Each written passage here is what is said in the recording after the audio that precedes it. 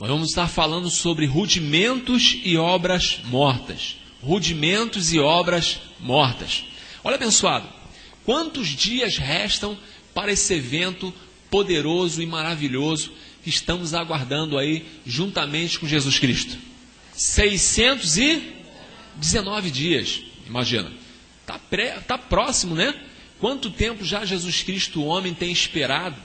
Imagina que no ano de 2012, na época desse grande evento que estamos aguardando, ele vai fazer 39 anos de que aguarda esse momento. É como se tivesse olhado aí para as escrituras, que são 39 livros, aguardando 39 anos para que esse evento maravilhoso possa tomar forma aqui nessa terra. Tá claro, pessoal? É bastante tempo, né? Aplicando aí durante todo esse percurso aí a paciência, a longanimidade, o domínio próprio. E recebendo apelidos aí de malfeitor, herege, falso, mentiroso, falso profeta. Não é verdade, pessoal? Quanta coisa tem ocorrido nessa trajetória toda, desde que ele começou a ministrar esse evangelho da incircuncisão. Tá claro, pessoal? Agora a pergunta é, o que acontece quando o evangelho da incircuncisão, que foi revelado ao apóstolo Paulo, desapareceu, ficou escondido, obscurecido na face da terra? O que acontece nesse momento? Veio o quê? A apostasia, então, seguiu, né? Uma vez que o evangelho que foi entregue e confiado ao apóstolo Paulo lá no início, né? Justamente só para ele deixar escrito a revelação, no momento que ele sai da terra, esse evangelho é recolhido e desaparece, e aí então a apostasia toma um grau de excelência assim muito maior. Tá claro, abençoado? A apostasia se espalhou, e se espalhando a apostasia, se espalhou então os rudimentos e as obras mortas. Até que a pergunta é, quando o Senhor se manifesta na sua segunda aparição, quando o Filho do Homem chega a essa terra, ele encontrou a fé?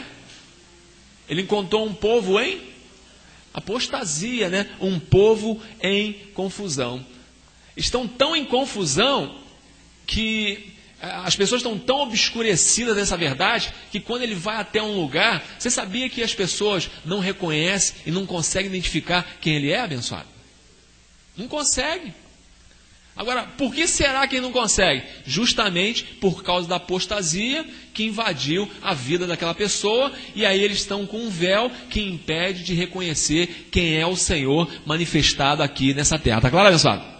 Ele estava comentando que ele vai no restaurante, como se, imagina, Deus está ali e as pessoas é mais um no meio da multidão. Está claro, abençoado?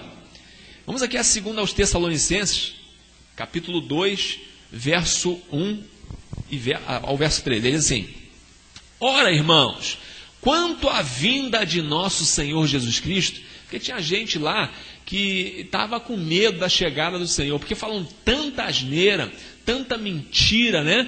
Nós vamos falar sobre o rudimento do juízo. Aí fora, quando se fala de juízo, é uma coisa pavorosa. Passam lá um filme, as pessoas queimando no quinto dos infernos, não é verdade? E as pessoas, isso traz medo, abençoado? Traz pavor? As pessoas ficam apavoradas porque, não, Senhor, fica mais um pouco, porque se eu vim hoje, eu não estou preparado para a sua vinda. Está claro, abençoado? Porque o conceito que eles têm por aí é um conceito equivocado, que quando o Senhor viesse, na realidade não era vinda, era partida dessa terra, né? Ele arrancaria, ou seja, arrebataria o seu povo, a sua igreja, tiraria da terra, porque aqui a terra estaria condenada à destruição. Eu quero dizer para você, abençoado, que a terra não está condenada à destruição, coisa nenhuma. Deus, através do profeta Isaías, profetizou que essa terra é intocável. Deus tem planos com essa terra, aí detalhe, e nós estamos dentro desses planos, está claro, abençoado? Por isso que essa terra é intocável. Imagina, tantas coisas que já sucedeu aqui nessa terra, não é verdade? Não vai ser agora que ele vai destruir a terra, não, ele vai acabar sim, mas com a outra semente, a semente da perdição que foi preparada para a destruição, tá claro? Mas eu e você, nós somos pessoas intocáveis, como a terra também é intocável, tá claro, abençoado?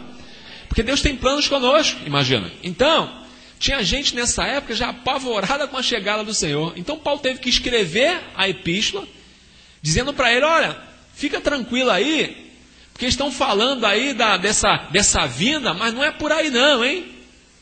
Paulo já deixou aqui alertado a igreja que eles viriam com algumas evidências que você ia falar, não, isso aí não são sinais da aparição, da segunda aparição de Cristo. Então ele vem aqui e fala assim, e pela nossa reunião com ele, parece que ele viria para se reunir com o seu povo. Está claro, abençoado? Ele diz assim, verso 2, que não vos movais facilmente do vosso entendimento. Quer dizer, Paulo passou uma disciplina, passou o evangelho da incircuncisão, e muita gente, justamente por causa da boataria, né, pelas coisas que vinham falando, tinham pessoas que já tinham movido com facilidade daquele conhecimento que Paulo havia transmitido, imagina. Nem vos perturbeis, a gente já estava perturbada com isso. Você conhece alguém perturbado por causa da segunda vinda? Essa hora, abençoado, tem gente essa hora se preparando para a chegada dele. Não sabem que ele já chegou. Estão apavorados, né? Ele fala assim, quer por espírito, quer por palavra, quer por epístola. Paulo sabia, porque sabia que esses homens maus e perversos iriam escrever epístolas justamente para falar da chegada do Senhor. Tá claro? Só que eles falam trazendo desespero, tirando o ânimo das pessoas que se achavam, Senhor, não vem agora não, porque se eu vim agora, eu vou ficar aí. Que eu, Senhor, não tenho conseguido alcançar a pontuação para que eu possa ir com os eleitos do Senhor. Tem gente preocupada, tomando comprimido calmante. Está claro, abençoado? Justamente por quê? Porque foram movidos desses conceitos. Está claro? Eles foram movidos porque a terra seguiu em apostasia. Se tivesse seguido com as epístolas do apóstolo Paulo, seria diferente, está claro? Mas como era plano divino só deixar escrito e não a interpretação, porque o Senhor viria pela segunda vez justamente para aclarar aquilo que estava escondido. Está claro? Ele diz assim, quer por epístola como se fosse de nós. Está claro? Como se o dia de Cristo estivesse já perto. Imagina, passou-se aí 2000 anos e não aconteceu nada, né? Ele diz assim, verso 3, não deixe que ninguém vos engane de modo nenhum. Antes daquele dia, antes da chegada dele, virá o quê? Ele está te dando evidências para você não ficar aí pensando, porque iam surgir falsos profetas, falsos pastores, falsos reverendos, que viriam com a conversa fiada, dizendo que ele chegou. E qual era a evidência que eu poderia saber, colaborador, para saber que realmente ele já chegou? Ele diz assim, antes daquele dia virá a apostasia. A pergunta é, a apostasia, quando o Senhor chegasse, ela estaria?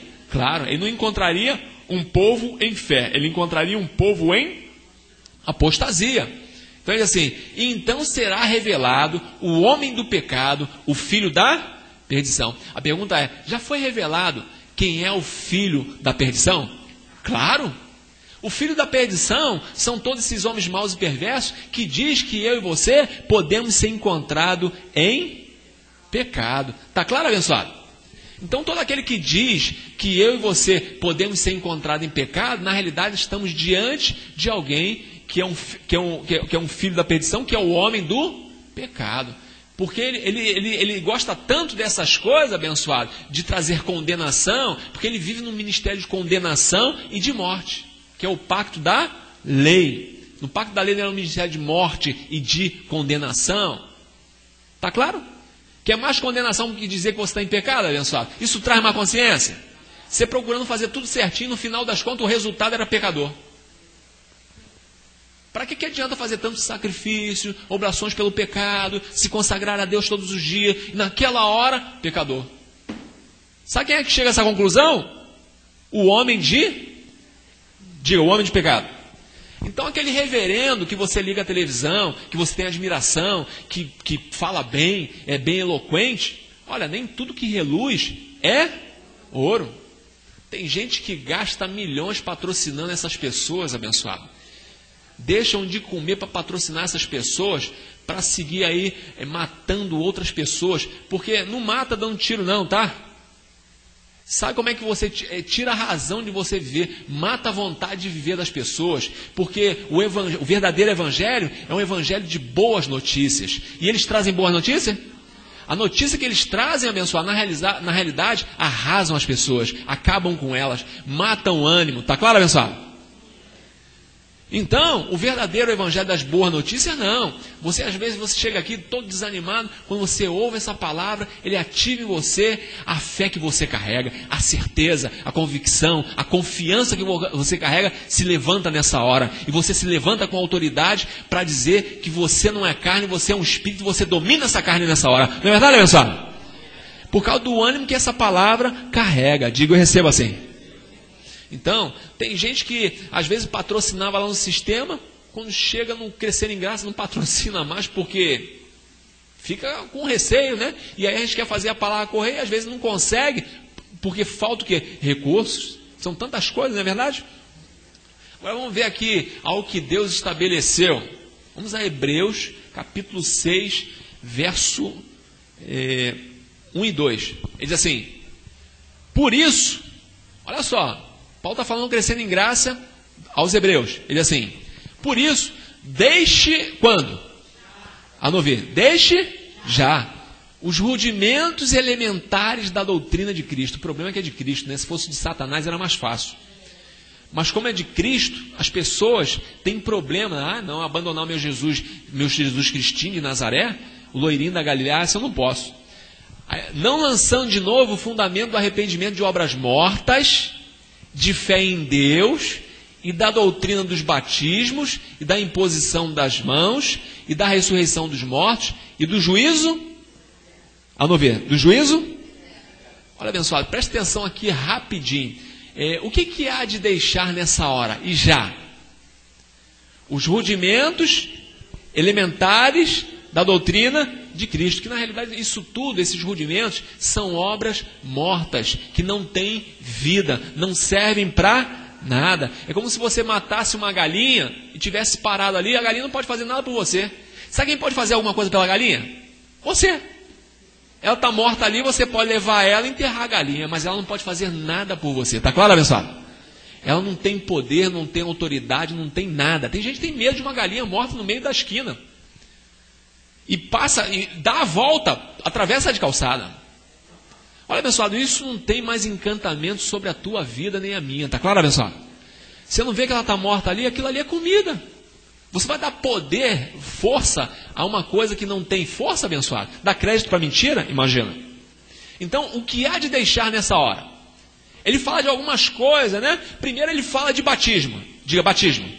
Olha, tem várias espécies de batismo. Tem batismo de aspersão, batismo de imersão. Tem gente que gosta de ser batizado no Rio Jordão, que acha que a água lá é mais pura. Coisa nenhuma. O cara está com uma dor de barriga lá na cabeceira do rio, vai lá e o camarada vai se batizar lá mais à frente no rio, imagina, se banhar. O que você acha que ele vai receber? E diz que o rio está limpo. É ruim, hein? Tem gente que se batiza num tanque reproduzindo um tanque de Siloé. Tem gente que se batizou várias vezes na igreja, não é verdade? Eu me batizei 3 vezes. Você se batizou quantas? Porque aquele batismo na outra não tinha o mesmo poder que nessa que você está, não é verdade, abençoado?